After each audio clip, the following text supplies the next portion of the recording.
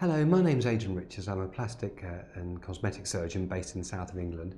In previous videos on our breast reconstruction series, I've talked about latissimus dorsi flaps, breast reconstruction with implants and tram flaps.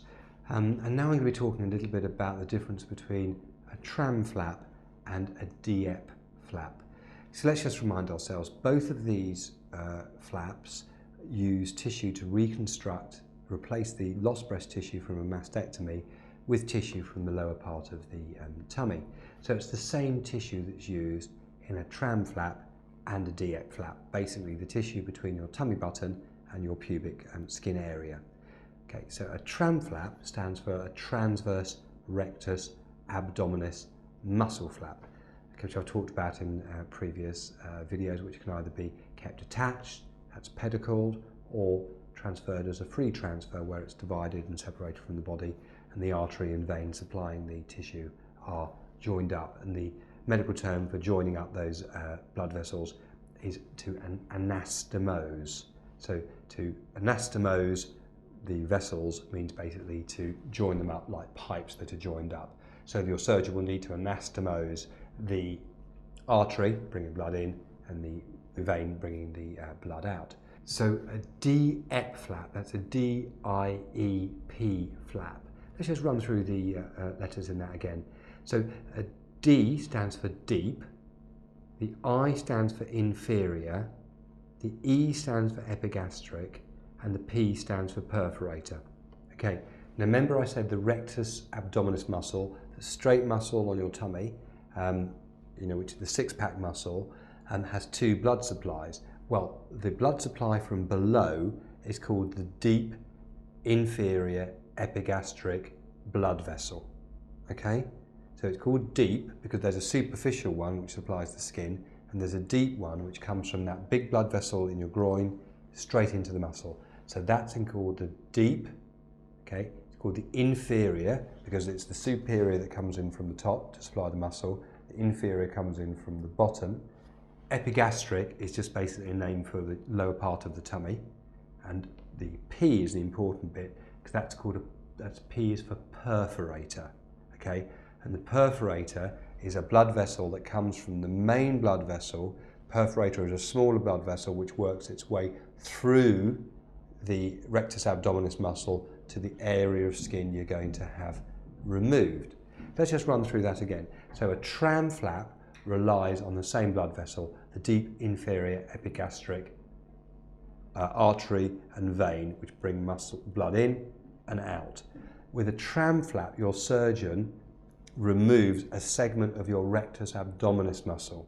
Okay, so the blood vessels, the perforating vessels from the main blood vessels that supply the skin come through the muscle. Okay, and your surgeon will remove a chunk of your muscle with the vessels in it. Downside of that, you're going to lose some muscle tone in your tummy. It's not normally a big problem, but you may notice a weakness in your tummy and you may need a mesh repair to cover that hole internally. Okay? The advance with the deep inferior epigastric perforator flap is that the muscle is split. So you use the same blood vessels, but your surgeon splits the muscle and looks for one or two small vessels coming up from the main trunk to the skin, dissects those free, lifts the vessel out, but leaves the muscle intact.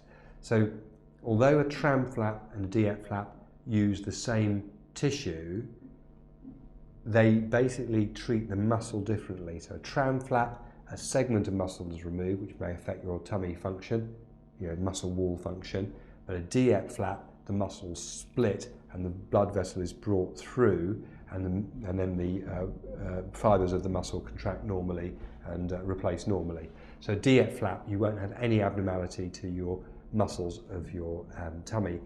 It's a more advanced technique, the DIEP flap, and probably requires slightly more surgical expertise, but in my opinion it is the gold standard for breast reconstruction because it's got the advantage of removing a bit of tissue you probably don't want anyway and is removed in a tummy tuck.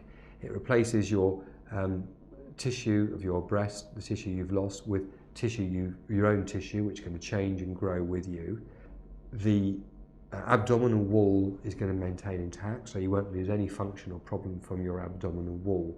So it's the best solution, I think. The downside is it's a slightly longer operation, takes about 6 to 8 hours, and you need really quite an experienced surgeon to perform the operation. And my colleague Mike Tyler, who's a colleague of mine at Stoke Mandeville Hospital, is an expert at these DIEP flaps, as is Prashant Govulkar, who's another one of our surgeons. Between them, they perform 200 DIEP flap reconstructions without losing one of them, because the big concern with anastomosing the blood vessels, if you get a clot in one of the blood vessels, remember they're the sole supply of blood supply in and out of the flap. If one of those gets a blood clot in it, basically no blood will be getting to the flap and you can lose the flap, which is obviously not what we want. So if you are considering having a DIEP flap or a free tram flap or a pedicle tram flap, it's really very important to ask your surgeon about their results. Have they ever lost any flaps? Have they had any complications from flaps? So free flaps are flaps which are not pedicled, which are at some point free from the body, like a tram flap, a free tram flap. All DIEP flaps are free when used for breast reconstruction. So it's really important to ask your surgeon the results they've had with them.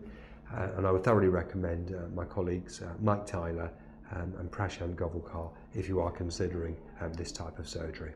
So I hope that's clarified the issues. If you'd like any more information about any of our videos or our website, please ring us at our Aurora Clinic's main number or email us. Thanks for watching.